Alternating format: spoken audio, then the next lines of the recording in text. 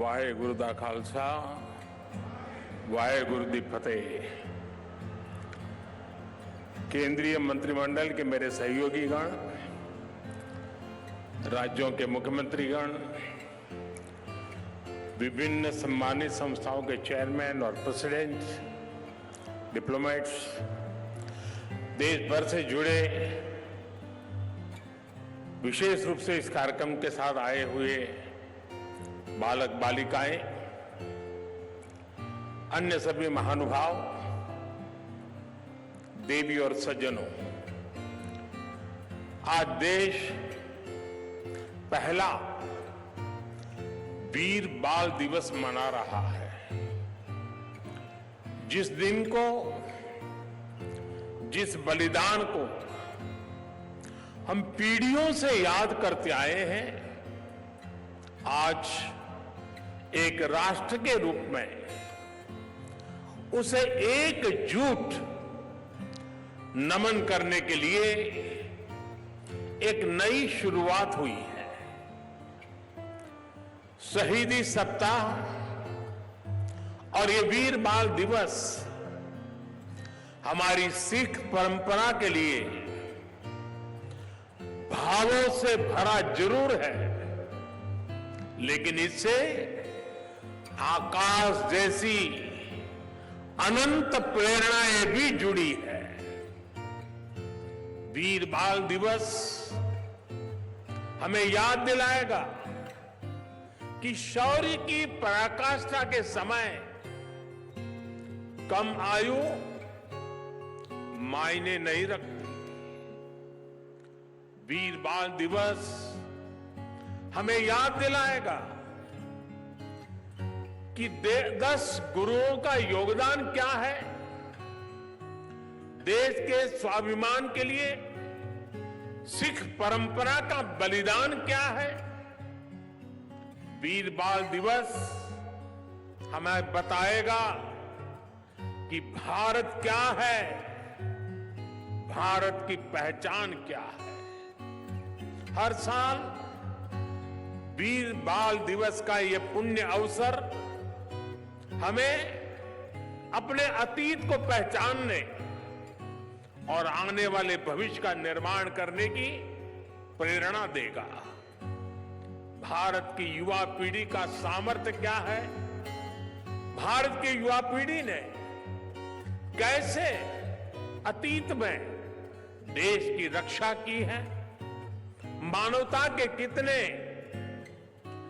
घोर प्रघोर अंधकारों से हमारी युवा पीढ़ी ने भारत को बाहर निकाला है। वीर बाल दिवस आने वाले दशकों और सदियों के लिए ये उद्घोष करेगा।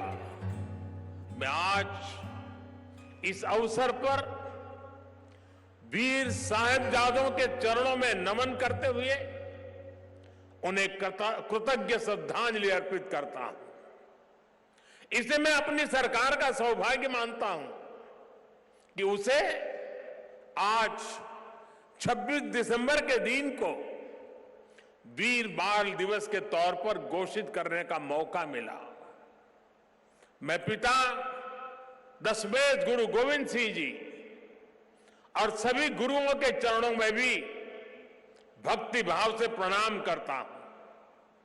मैं मातृशक्ति की प्रतीक माता गुजरी के चरणों में भी अपना शीश झुकाता हूं। साथियों, विश्व का हजारों वर्षों का इतिहास क्रूरता के एक से एक खौफनाक अध्यायों से भरा है। इतिहास से लेकर किंवदंतियों तक हर क्रूर चेहरे के सामने महानायकों और महानायिकाओं के भी एक से एक महान चरित्र रहे हैं। लेकिन यह भी सच है कि चमकौर और सरहिंद के युद्ध में जो कुछ हुआ वो भूतो न भविष्यति था।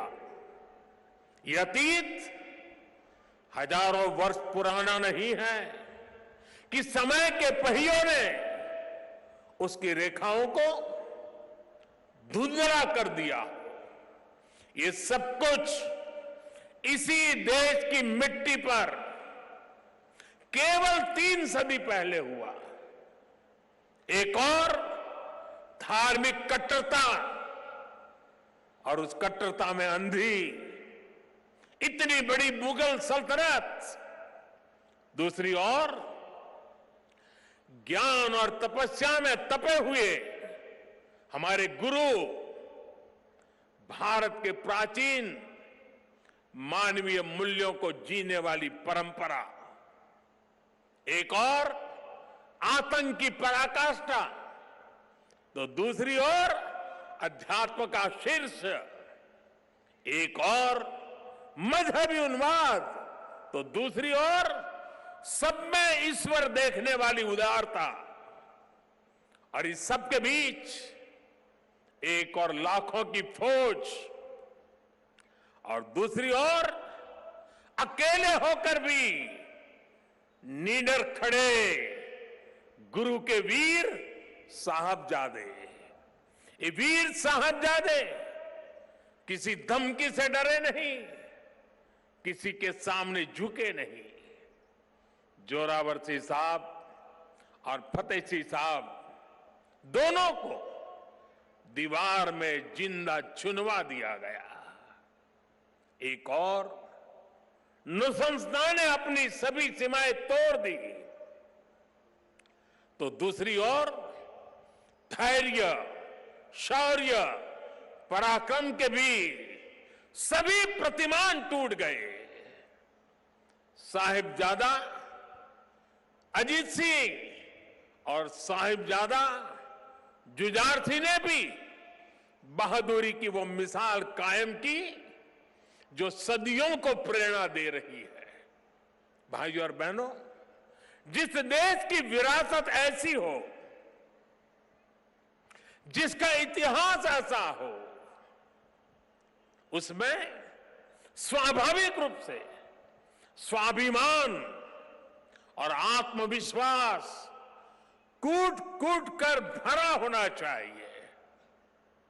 लेकिन दुर्भाग्य से हमें इतिहास के नाम पर वो गढ़े हुए नैरेटिव बताए और पढ़ाए जाते रहे, जिनसे हमारे भीतर हीन भावना पैदा हो। बावजूद इसके हमारे समाज ने, हमारी परंपराओं ने इन गौरव गाथाओं को जीवंत रखा। साथियों, अगर हमें भारत को भविष्य में सफलता के शिखरों तक ले जाना है, तो हमें अतीत के संकुचित नजरियों से भी आजाद होना पड़ेगा।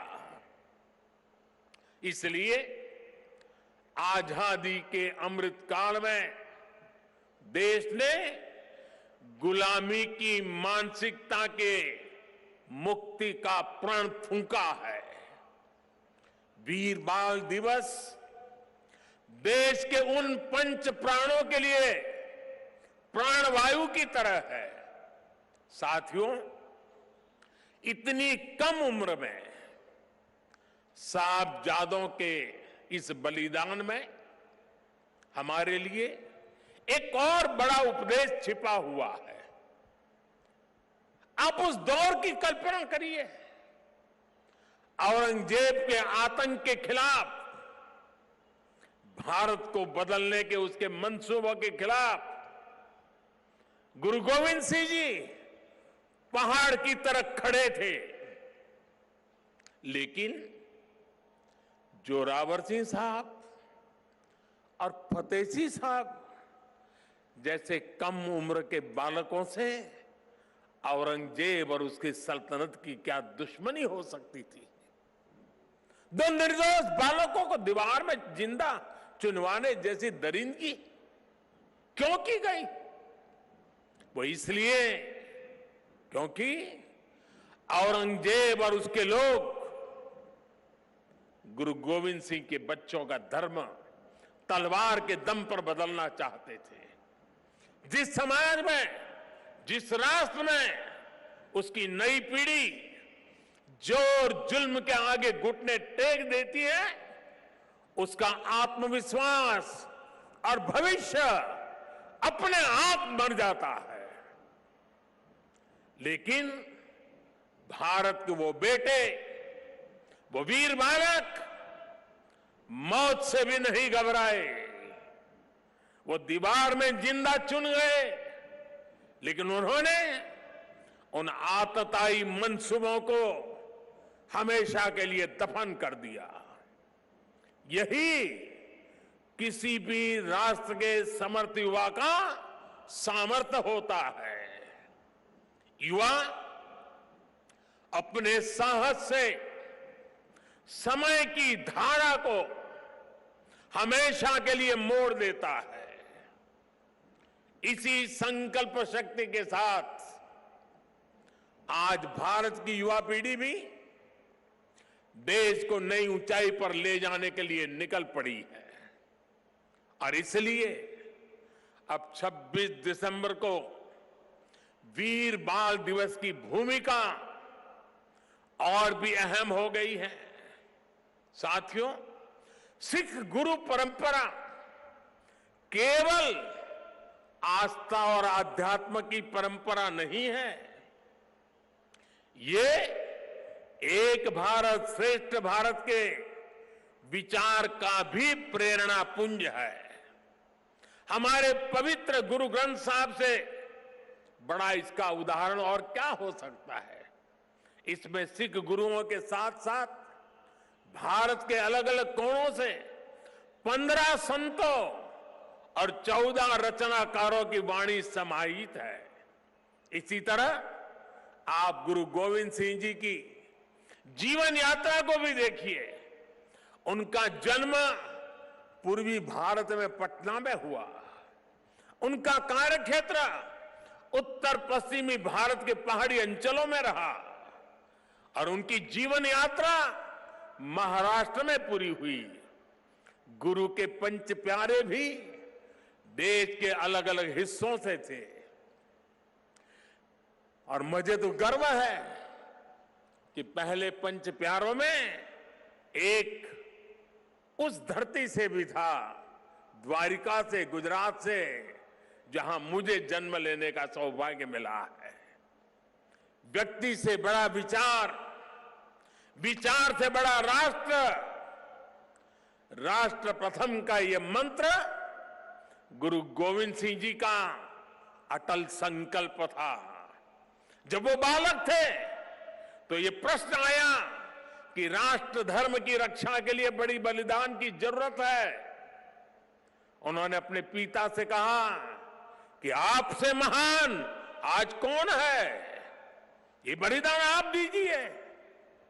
जब वो पिता बने तो उसी तत्परता से उन्होंने अपने बेटों को भी राष्ट्र धर्म के लिए बलिदान करने में संकोच नहीं किया। जब उनके बेटों का बलिदान हुआ तो उन्होंने अपनी संगत को देखकर कहा, 4 मुए तो क्या हुआ, जीवत कई हजार। अर्थात मेरे 4 बेटे मर गए तो क्या हुआ, संगत के कई हजार साथी, हजारों देशवासी मेरे बेटे ही है। देश प्रथम, नेशन फर्स्ट को सर्वोपरि रखने की ये परंपरा हमारे लिए बहुत बड़ी प्रेरणा है। इस परंपरा को सशक्त करने की जिम्मेदारी आज हमारे कंधों पर है।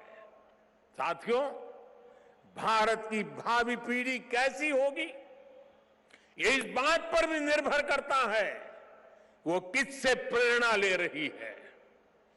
भारत की भावी पीढ़ी के लिए प्रेरणा का हर स्रोत इसी धरती पर है।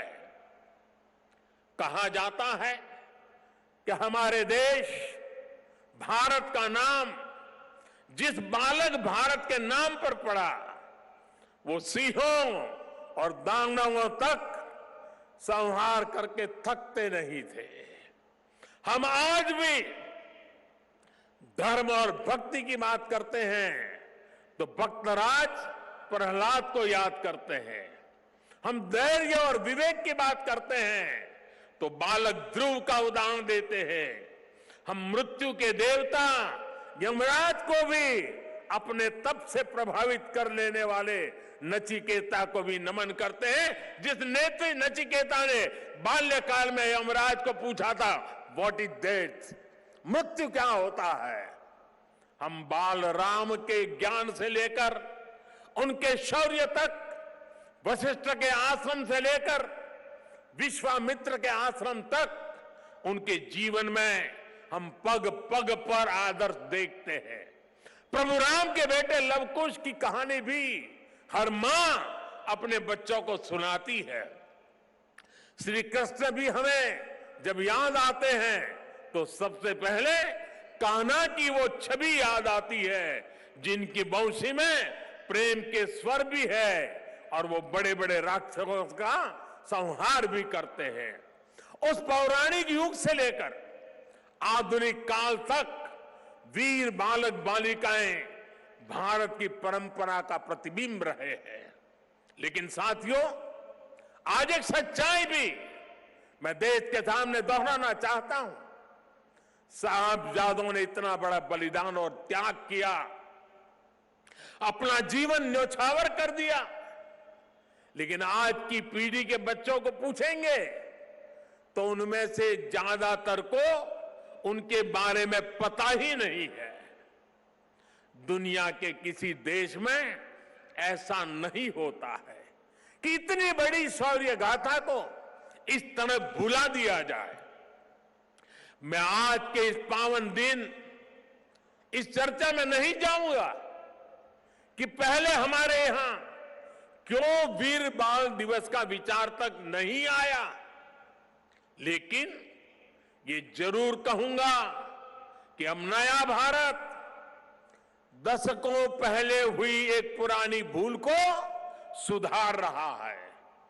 किसी भी राष्ट्र की पहचान उसके सिद्धांतों, मूल्यों और आदर्शों से होती है। हमने इतिहास में देखा है, जब किसी राष्ट्र के मूल्य बदल जाते हैं तो कुछ ही समय में उसका भविष्य भी बदल जाता है। और ये मूल्य सुरक्षित तब रहते हैं जब वर्तमान पीढ़ी के सामने अपने अतीत के आदर्श स्पष्ट होते हैं। युवा पीढ़ी को आगे बढ़ने के लिए हमेशा रोल मॉडल्स की जरूरत होती है। युवा पीढ़ी को सीखने और प्रेरणा लेने के लिए महान व्यक्तित्व वाले नायक नायिकाओं की जरूरत होती है। और इसलिए ही हम श्री राम के आदर्शों में भी आस्था रखते हैं। हम भगवान गौतम बुद्ध और भगवान महावीर से प्रेरणा पाते हैं। हम गुरु नानक देव जी की वाणी को जीने का प्रयास करते हैं। हम महाराणा प्रताप और छत्रपति वीर शिवाजी महाराज जैसे वीरों को बारे में भी पढ़ते हैं। इसलिए ही हम विभिन्न जयंतियां मनाते हैं। सैकड़ों हजारों वर्ष पुरानी घटनाओं पर भी पर्वों का आयोजन करते हैं। हमारे पूर्वजों ने समाज की जरूरत को समझा था और भारत को एक ऐसे देश के रूप में गढ़ा जिसकी संस्कृति पर्व और मान्यताओं से जुड़ी है। आने वाली पीढ़ियों के लिए यही जिम्मेदारी हमारी भी है। हमें भी उस चिंतन और चेतना को चिरंतर बनाना है। हमें अपने वैचारिक प्रवाह को अक्षुण्ण रखना है। इसलिए आजादी के अमृत महोत्सव में देश स्वाधीनता संग्राम के इतिहास को पुनर्जीवित करने के लिए प्रयास कर रहा है। हमारे स्वाधीनता सेनानियों के, वीरांगनाओं के, आदिवासी समाज के योगदान को जन जन तक पहुंचाने के लिए हम सब काम कर रहे हैं। वीर बाल दिवस जैसी पुण्यतिथि इस दिशा में प्रभावी प्रकाश स्तंभ की भूमिका निभाएगी। साथियों, मुझे खुशी है कि वीर बाल दिवस से नई पीढ़ी को जोड़ने के लिए जो क्विज कंपटीशन हुआ, जो निबंध प्रतियोगिता हुई, उसमें हजारों युवाओं ने हिस्सा लिया है। जम्मू कश्मीर हो, दक्षिण में पुडुचेरी हो, पूर्व में नागालैंड हो, पश्चिम में राजस्थान हो, देश का कोई कोना ऐसा नहीं है जहां के बच्चों ने इस प्रतियोगिता में हिस्सा लेकर के साहबजादों के जीवन के विषय में जानकारी न ली हो, निबंध न लिखा हो। देश के विभिन्न स्कूलों में भी साहबजादों से जुड़ी कई प्रतियोगिताएं हुई है। वो दिन दूर नहीं जब केरला के बच्चों को वीर साहिबजादों के बारे में पता होगा, नॉर्थ ईस्ट के बच्चों को वीर साहिबजादों के बारे में पता होगा। साथियों, हमें साथ मिलकर वीर बाल दिवस के संदेश को देश के कोने कोने तक लेकर जाना है। हमारे साहिबजादों का जीवन, उनका जीवनी संदेश देश के हर बच्चे तक पहुंचे, वो उनसे प्रेरणा लेकर देश के लिए समर्पित नागरिक बने। हमें इसके लिए भी प्रयास करने हैं। मुझे विश्वास है हमारे एकजुट प्रयास समर्थ और विकसित भारत के हमारे लक्ष्य को नई ऊर्जा देंगे। मैं फिर एक बार वीर साहिबजादों के चरणों में नमन करते हुए इसी संकल्प के साथ आप सभी का हृदय से बहुत बहुत धन्यवाद करता हूं।